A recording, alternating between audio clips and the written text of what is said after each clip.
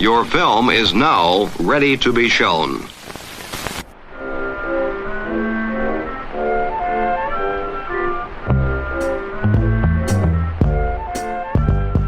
Good morning. I'm Justin Hendricks, editor of Tech Policy Press, a nonprofit media venture intended to provoke new ideas, debate, and discussion at the intersection of technology and democracy.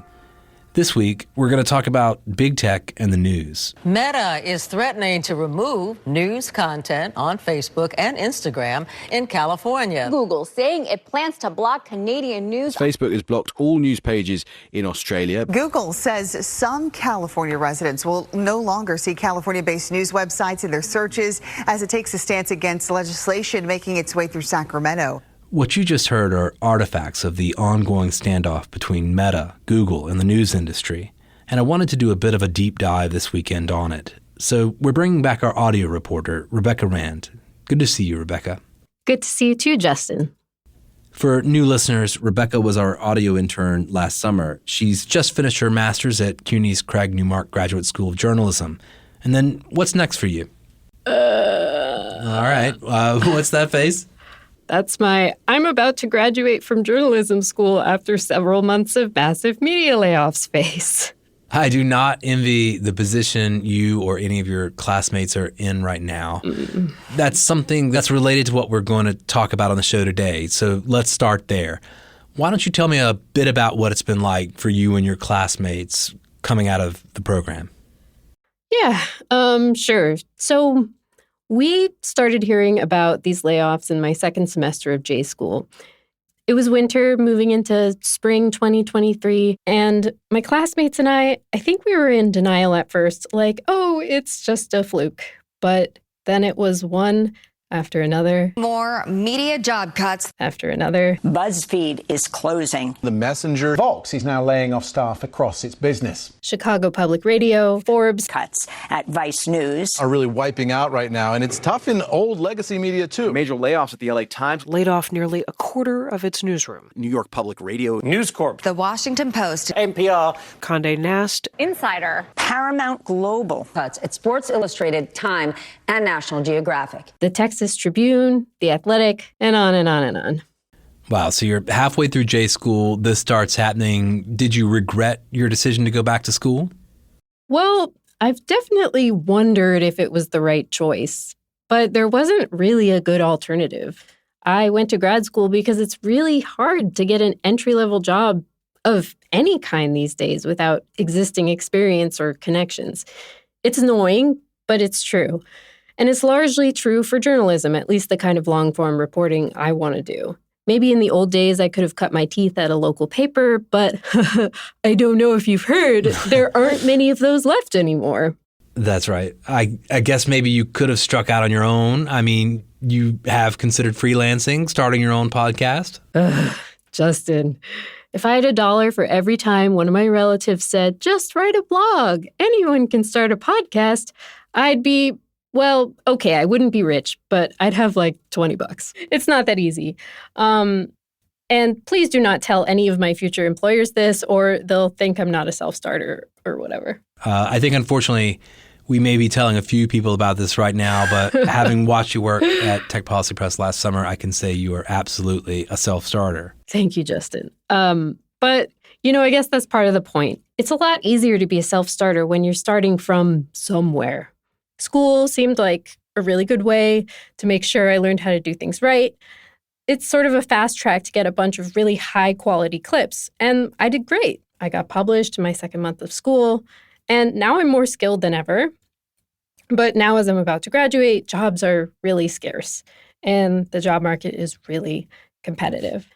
And that was always true, but it's even worse now. Like at my school in the past, at least the business journalism kids could pretty much count on getting jobs after graduating, like 90% of them.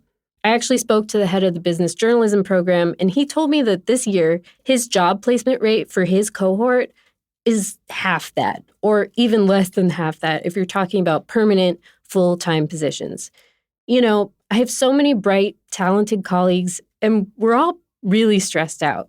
None of us got into this to, make tons of money. We just want enough to, live. Well, I can certainly tell you, having worked in this industry for a bit, that it is not a great place to get rich. And as someone who has started, of course, a nonprofit media organization myself, I can tell you it's not easy to do either. Tech Policy Press relies on philanthropy and donations from readers, and it's a hard road. Unfortunately, I don't think at scale, no matter how much the wonderful philanthropists that do invest in projects like this one and so many others put into the pot, it's still not going to correct the dynamic that you're talking about. But this isn't the first time we've heard that journalism is dead or dying. No, it's not. So what do you regard as new this time from your perspective? I mean, you're right. Honestly, not much is really new, and that's kind of the problem. It's like a few extra wounds in this death by 1,000 cuts process for the news. Media companies are saying that the past year or so have been especially bad due to changes in search algorithms and social media platforms that are reducing traffic to news sites. And overall, I would say the media is grappling with, and has been grappling with this for decades now, the issue of finding a sustainable business model. Part of that is we don't know how to get people to pay for news online. Some publications like the New York Times have managed to convince people to pay, but other organizations either rely on big charitable donations. These are your nonprofit newsrooms like ProPublica or you. And some countries have really robust public media, which gets government funding. We used to have that here in the U.S. to a certain extent, but that funding was slashed by Congress decades ago. And another way to get paid for news is by hosting ads on your website. And all of these strategies have their own benefits and drawbacks.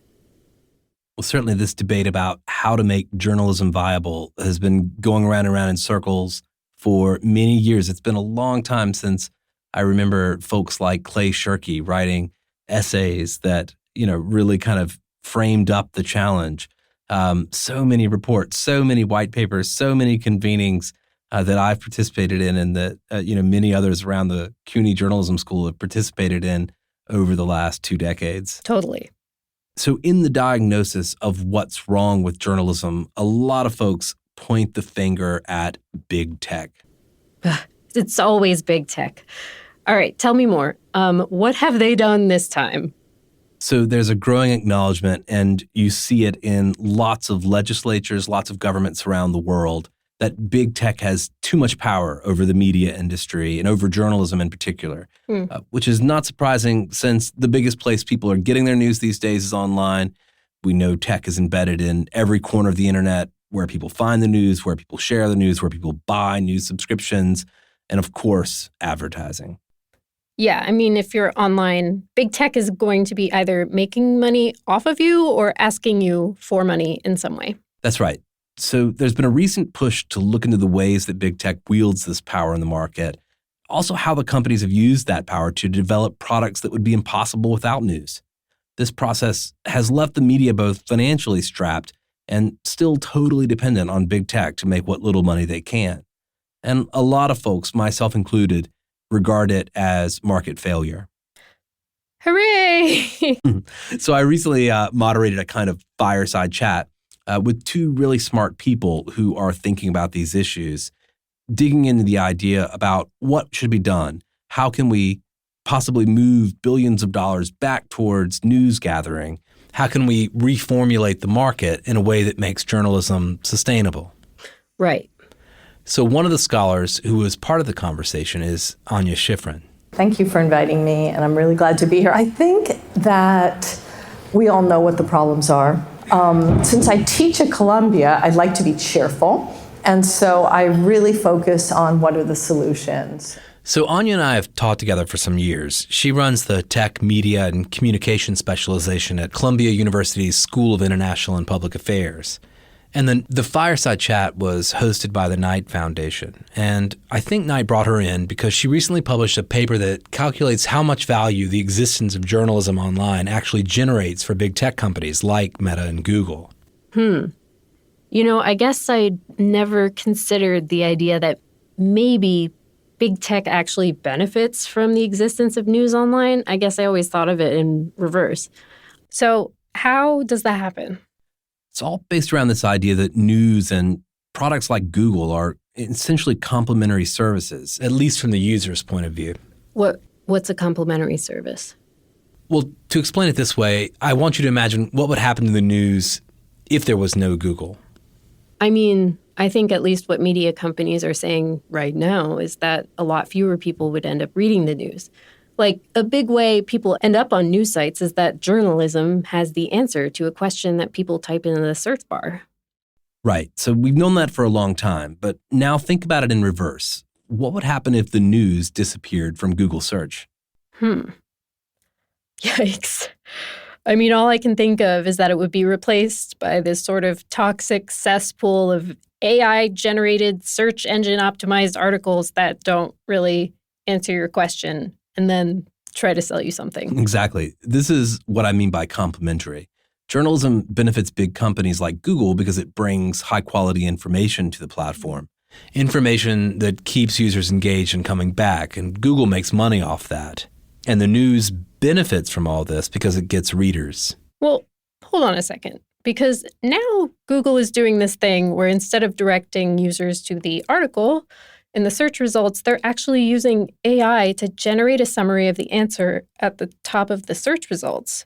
So people never actually visit the news site. So the news site doesn't get the reader, which means they don't get the advertising money or the potential subscriber.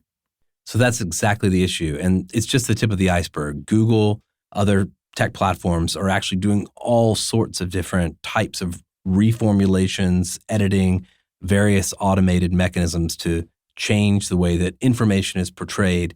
And, a lot of that has a high value for users, particularly in a search context. But I'm going to turn it over to Anya because she has a great metaphor for this. Imagine you have a beautiful bakery and you sell really delicious muffins with crusty blueberries on top.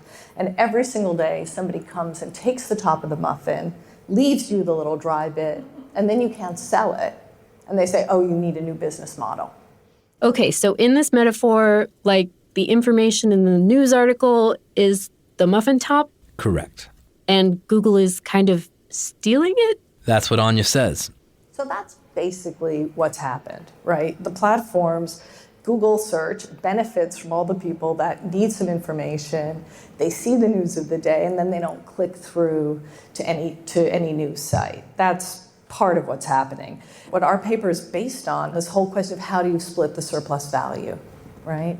So a friend of mine, this literally happened 3 weeks ago. She called me up and she says, I'm ready to go to an assisted living. I think my apartment's worth $2 million. My neighbor's apartment's worth $4 million. She wants to buy my apartment, and I looked online, and I think that the combined apartment is actually worth $15 million. That's a $9 million surplus. How do we split it? And I thought, well, I can't believe you're asking this question because I've been working with these economists all year. There is economic theory dating back since the 1950s that you have to split this in half. Half. Okay, so just to make sure I'm understanding, together, Google and news, the whole apartment that they have together is worth more than the sum of its parts. Essentially. Except, like now, Google is taking more than its share of the profit from the apartment, which Anya thinks should be at least closer to half. That's right. Okay, so is this just like a way to point the finger at big tech and say, you're unfair? What does Anya think we can actually do with this information? So back in 2020, Anya started to pay attention to legislation brewing in Australia, where the government decided it wanted to help news companies negotiate with big tech companies. And this idea wasn't totally unheard of. Here's what Anya said. And I was intrigued by that because so many countries over so many years have tried to get licensing payments and copyright payments and hadn't succeeded. So what happened with these other countries? Well, Spain is one example she talked about. So back in 2014, the Spanish government wanted Google to pay licensing fees into a pool that it would distribute back to news organizations. Anya says that didn't go well. Guess what happened? Google dropped Spanish news for 8 years. They dropped They what?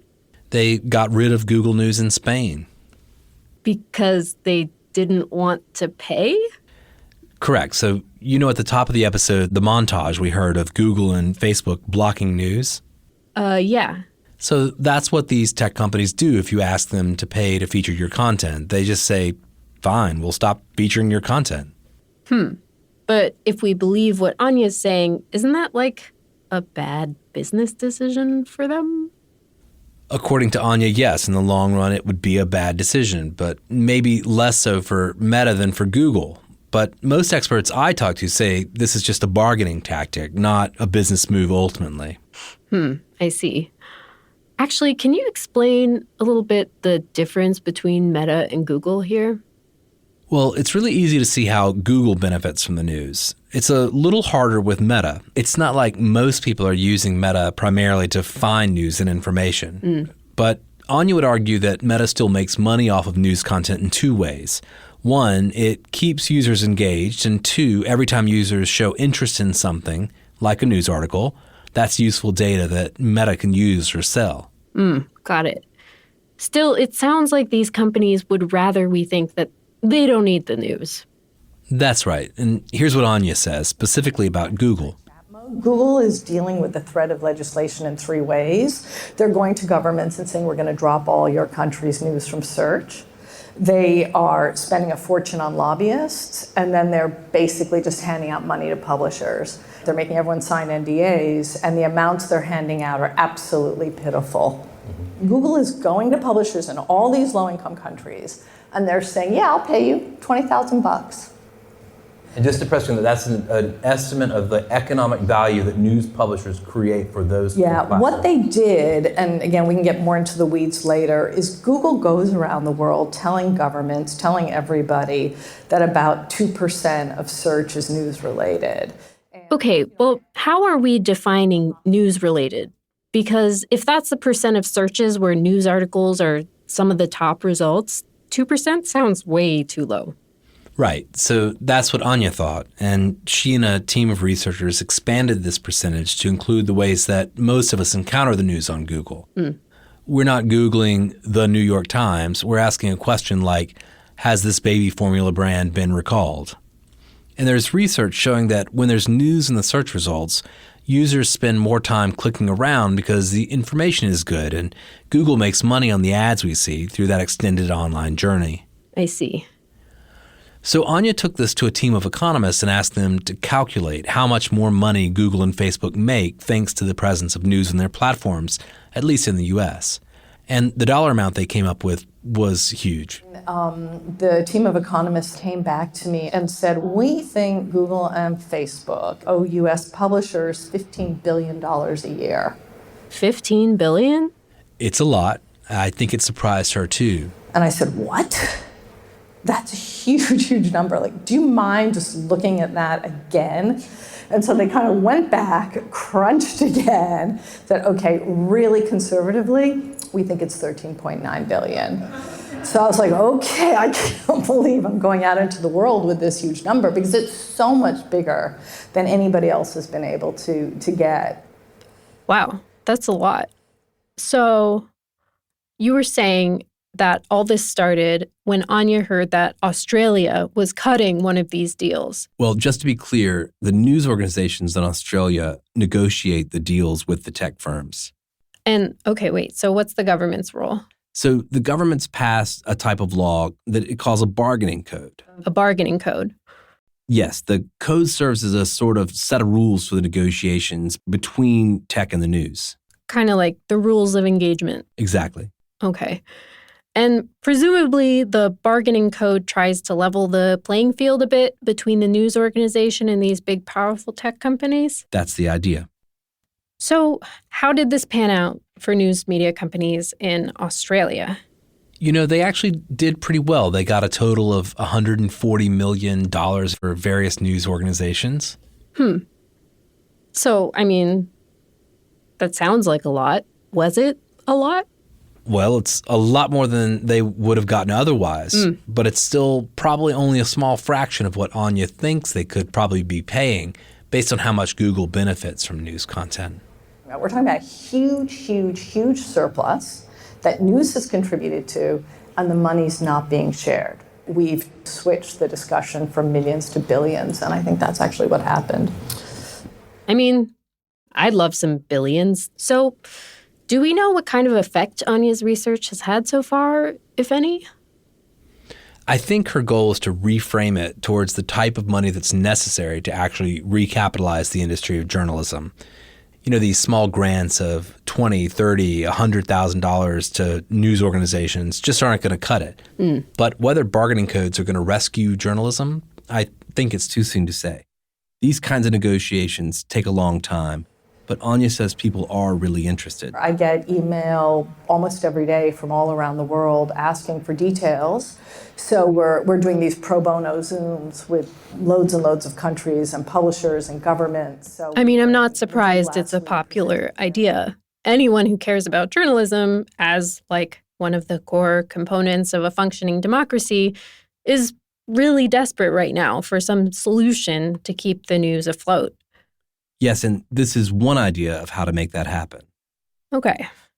So, I mean, what are the counterpoints here? Because it does sort of strike me as a little weird for news organizations to get into bed financially with the companies that have been supposedly kind of stealing from them. And do we know the terms of any of these deals? We don't. They're private. So how do we know that the news organizations that get these big payouts are actually going to spend that money on journalism? I feel like that's just sort of trickle-down economics. And I mean, we have plenty of examples through history showing that big payouts at the top do not filter down to news workers like me. The money stays at the top. So I'm glad you brought that up because I want to bring in the other voice from the event that the Knight Foundation hosted, Cory Doctorow. Cory wears a lot of hats. He's a science fiction author, an activist, a journalist, a blogger, and a lot of folks know him from the Electronic Frontier Foundation. When I asked Cory what he thought about these negotiations with news organizations and big tech, he started talking about Canada, which just passed its own bargaining code, the Online News Act, this past winter. So I'm from Canada, and so I follow the Canadian News Bargaining Code very closely, which is why I was personally very dismayed to see Torstar, our largest news company, which is now owned by a couple of guys who are really into online casinos, take a bunch of money from Google voluntarily. I just don't think that there's an amount of tech money that we could give to Alden Capital that would lead them to rehire the staff that they fired from the Chicago Tribune, nor an amount of money we could give Sinclair that would stop them from turning the Baltimore Sun into a partisan rag. I don't think that if Condé Nast gets into bed with Google and Facebook, that they're going to give us back Pitchfork. Apple has just offered all of the kind of A-list media outlets $50 million apiece to turn over their corpuses.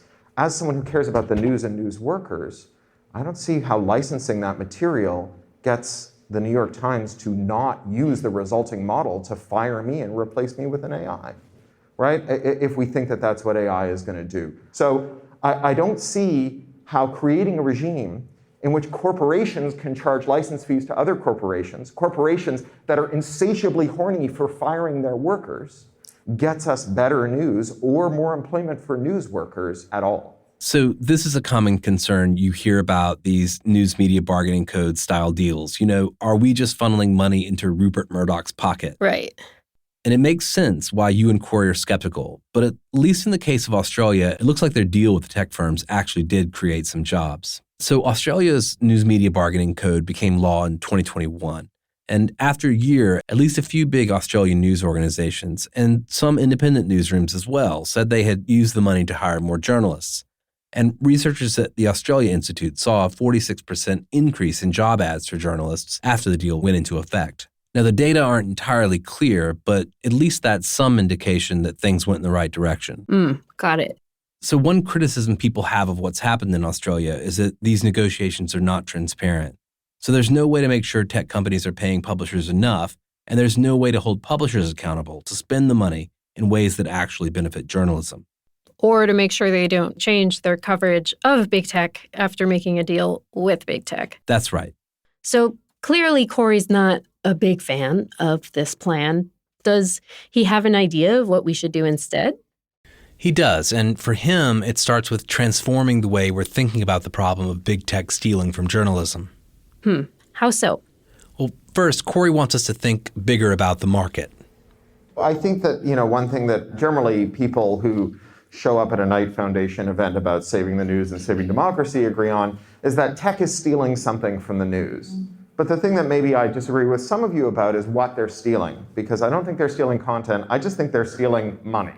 There's a lot of money disappearing between the cracks that doesn't have to do with a failure to pay licensing fees. Well, if it's not about them stealing content, what are these cracks? Well, the first one Corey talked about is online advertising. So take ad revenues, right? Programmatic ads, they're a duopoly. The two companies control the vast majority of that are Google and Meta. They've been caught illegally colluding to rig that market where they raise the price for advertisers, lower the payments to publishers. They provide tools for sellers, which are publishers. They provide buyer tools to advertisers. They run the marketplace where the buyers and the sellers meet. They are also buyers and sellers in that marketplace. So this is like you going through a divorce where you and your partner are both represented by the same lawyer who's also the judge. Can I just say that happened to me? We're now going in a different direction with this conversation. When I saw you had said that in one Right. of the papers, I was like, oh my God. But was the lawyer also the judge? And was the lawyer also trying to match with both of you on Tinder? And when the divorce was over, did the lawyer own your house? What? Right? Yeah. So that sounds very convoluted. Right, and I think that's part of the point. But in the end, if you look at the numbers, back in the days of print ads in the newspaper, at least before the 80s, the agencies that sold those ads back in those days got like a 15% commission. But now that agency is Google. And how much is Google making? It's at least 30 cents on the dollar, sometimes more. That's according to the Department of Justice, who has an ongoing antitrust case against Google. That's a pretty big share for a middleman. So this is one of the ways he says big tech is siphoning off money from the news. Yes, and there's more. So another way that tech steals money from the news, which is payments. There's another duopoly, Google and Apple, who control mobile payments, and they take 30 cents out of every subscriber dollar, every donation, every time someone buys a tote bag with the name of a news outlet through an app. Not my tote bag. Yep. Wait, so let's just use an example from this morning. On my way over here, I was listening to the Daily, and they had reporters on with their little message saying, hey, if you care about journalism and if you want to support us, please subscribe to the Times. So if I were to do what they said and go on my New York Times app and pay them, say, $50 for my first year, Corey's saying that a third of that, $16, is going to either Apple or Google? That's what he's saying. This sounds like a problem not just for newsmakers, but anyone who receives online payments. So, like any business. That's right. And there's another antitrust case against Apple for exactly that reason. So, Corey's given us two big places where money for journalism is falling through the cracks. Yes, and there's one more. And there's a third way that tech steals money from the news media, and that's blackmail. So the platforms make this promise to their users. They say, come onto our platform, tell us who matters to you, and we'll show you what they post. So news entities show up on the platforms. They put a lot of energy into cultivating audiences. And then the platforms turn around and they say, actually, we're not going to deliver the media to the people who ask to see it unless you pay us to boost or to authenticate. And this is a rolling and recurring payment. Wait a second. Is this like now you have to buy a blue checkmark on X? Yes, and the tech platforms have created other schemes by which news organizations have to compete to get visibility. It's funny you mention that, because I've noticed lately that the only way I ever see the news on Facebook or Instagram is when it's an ad, presumably paid for by The Atlantic or New York Magazine. That's right, and it makes sense. Some of these biggest publishers, like New York Magazine, they pay social marketing firms to help them buy and target Instagram and Facebook ads. So it sounds like the only way to survive in big tech's world is to act more like big tech, or at least embed yourself deeper into their business model. Yeah, and I suppose that's not just specific to journalism. Look, a lot of people out there are pissed at big tech firms. You know, they've been called to testify before Congress. They're getting sued by the DOJ. They're getting investigated in Europe. Other places like the UK are passing new laws to try to hold them to account. The problem is way bigger than just the news, and Corey says that's actually a good thing. We can hitch the news' wagon to big political currents that are much larger than the constituencies who care about news. I admit that I'm one of the weirdos who cares about the news, so are you, but we should admit that we are not a mass movement in the way that people who care about, say, payments are. Fortnite players are a much larger constituency who are worried about payments than everybody who reads the news, including the people who just do the Wordle. So Corey wants the news to forge an alliance with Fortnite players? Sort of. He's pointed out a bunch of big changes people are already pushing for that will help the news recoup some of that lost revenue. One of those changes is comprehensive online privacy laws, and another big one is breaking up big tech's various monopolies. And so this is why all over the world there is a movement to break up the ad tech platforms. And here, that movement is extremely bipartisan. How bipartisan is it? The America Act, which will break up Meta and Google, is co-sponsored by Elizabeth Warren and Ted Cruz, right? And I assume this will help publishers keep more of the money that advertisers pay to post ads. Right, that's 30 cents on the dollar, so news publishers would get to keep more of that dollar. Got it. So Corey's last proposal has to do with how the news shows up on social media platforms. When people sign up for social media, they don't get the stuff that they ask to see, so that the platforms can charge the people who publish the things they ask to see ransom to show it to them. Right. That's one of the reasons publishers say they're losing money right now, that there's been changes to algorithms that are actually downranking the news. Correct. And like we mentioned earlier, sometimes the platforms do this, then turn around and ask you to pay them to quote unquote boost your content. So Corey says you can address this by barring platforms from tinkering with their algorithms in ways that hide content that users say they want to see. And this is in line with so-called net neutrality laws, which make it illegal to use your position as an internet provider to negatively manipulate people's online experience in a way that makes you more money. Like slowing down the internet when users go on a competitor's website? Exactly. It would treat these social media companies the same way, telling them you can't make it harder for people to see the stuff they want to see. So these solutions Corey's suggesting are already popular. Yeah, I mean, if Liz Warren and Ted Cruz agree on it, that's pretty impressive. So moving back to Anya and this idea of negotiating payouts between big tech and news orgs, what does she think of what Corey's saying here? I think she agrees with Corey that the problems he's describing are real and that they're also a major threat to news and journalism.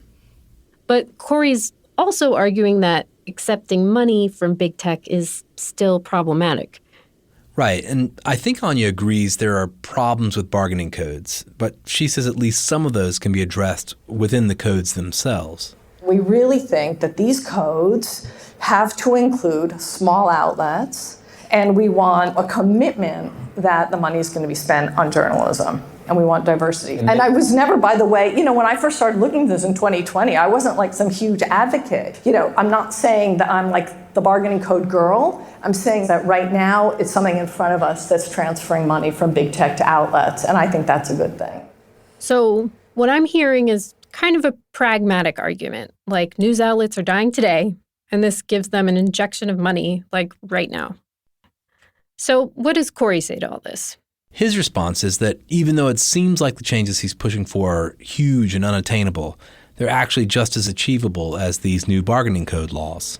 So I think that there's an implicit idea that fixing ads or payments or fixing these ransom payments for reaching subscribers, that these are big lifts that require a long run-up and that are kind of quixotic quests. And my argument is that these are immediate issues of moment for groups of people who are larger and more powerful than the press.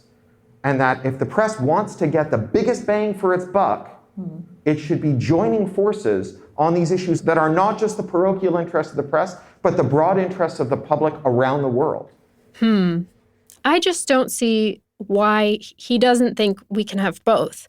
Like, why can't the news pursue these short-term deals with big tech as a matter of survival and keep pushing long-term for broader regulation of these big monopolistic tech giants? That's a question that some other people asked that night. why can't we have both? I think Corey's concern is about the ethics of the thing. So I think that the problem of selling indulgences is well studied, and it's been studied for 500 years, right? Wait, 500 years of what? I think he's talking about the Catholic Church. Oh, okay. Keep going, Corey. If you want to extinguish conduct, you shouldn't tax it, you should prohibit it. And I think that the conduct that we need to extinguish here is not indexing the news. I think the conduct we need to extinguish is taking the money. So we didn't necessarily solve this debate that night. And Didn't? No, and I have to say I haven't solved it in my own mind. I think that on some level, I see the urgency of trying to get dollars into the hands of news organizations now, even as I see it as a very urgent thing to try to remake the market. But stepping down from all the kind of, I suppose, strategic level of things there, how's this landing for you, Rebecca? I want to come back to you as the journalist coming out of graduate school. You're looking for work right now. Yeah. So on one hand, I mean, I'm ready to accept any solution. Like, I'm not going to say, I don't want your blood money. But I do wonder how much of this money I'm ever going to see. Like, if the news accepts these sorts of payouts from big tech, it might, in the short term, relieve just enough pressure, especially at the top of these organizations, for us to stop fighting so hard against the real root of the problem, which is that big tech has too much power. They can shut off the news in Australia, Canada, California. So one thing I want to ask you is, why are big tech companies fighting this so hard? I mean, I think about Google and Meta, and, from my perspective, they have so much money. Isn't a few $100 million like no big deal? It's a few $100 million times the number of years the deal lasts times every new country that adopts one of these codes. Okay. But you're right. They probably could afford at least some of it in some markets. Everyone's got their own theory on why big tech fights back so hard against laws that appear to be in the public interest. And I suppose we can't know for sure until we actually talk to folks at Google or Meta. But many folks in the tech policy world, including Anya, say that the big tech companies have drunk their own Kool-Aid. And what Kool-Aid is that? It's sort of the idea of the free internet, that information should be free for all, no copyrights or licensing getting in the way. Except please let me profit from it at every step of the way. Well, especially with the advent of AI, they want to be able to train these AI models on vast quantities of text, every book, every blog, every news article ever written. If they had to pay for all that, the game would be over. And we haven't really talked about all the ways that AI is going to change the market for information and for news in terms of both how journalists produce information and publish it and how it's monetized. The deck seems really stacked in favor of big tech in the long run, and they're more or less just doing the exact same thing they've been doing for the last 2 decades when it comes to negotiating with news organizations. You bringing up AI is making me think about something I read recently from a tech reporter, Cade Metz. He pointed out that a problem these companies are actually running into with developing these AIs is that they're actually running out of real-world data to feed the model. That's right. They're starting to turn to synthetic data. Oh, God. But if big tech companies want to pursue better and better AI, shouldn't they want to make sure that there are people out there, like, I don't know, journalists, generating all of that tasty content to feed the AI? One would think, and I think they want journalism to exist. Google and Meta go around and give money to journalism. We're starting to see OpenAI do deal after deal with journalism organizations. Right. And, I think the school we're sitting in right now got some Zuckerberg money. It got some Zuckerberg money and more recently some Microsoft money associated with AI. And I'm pretty sure, they're partnering up with the Google News Initiative as well. So we're happy to take whatever we can get over here. But again, is that just to appease news organizations? Maybe. But I think they also may realize they need news for the reasons you just said. It's just that the status quo and the imbalance of power between tech and news, with journalism organizations kind of limping along half dead, that's working out just fine for them. Yeah. And you know, actually, the great journalist Jon Stewart, I was watching, he brought on the FTC chair, Lena Khan, on The Daily Show. And he was talking about AI and how these monopolistic type activities are already happening with these big tech companies and AI. And she said something that really struck me. I mean, going back all the way to the founding, there was a recognition that in the same way that you need the Constitution to create checks and balances in our political sphere, you also needed the antitrust and anti-monopoly laws to safeguard against concentration of economic power, because you don't want an autocrat of trade in the same way that you don't want a monarch. I was really stunned by that phrase, autocrat of trade. And like you, I'm not really sure what the solution is here. You know, it feels like America is grappling with the threat of autocracy from so many angles. And it seems that journalism has placed itself right into the center of that fight. Well, I suppose that's where it's supposed to be on some level, but what a time and a way for you to start a career.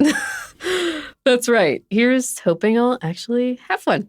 Rebecca, thanks again. I'm really glad to have your perspective in this conversation as someone who's just starting out. Thanks. I'm actually really glad I got to learn about all of this. And, you know, it's looking grim out there, but I'm glad that people care about the news, even if Corey will call all of us weirdos. Let's go make some more muffins. Yeah.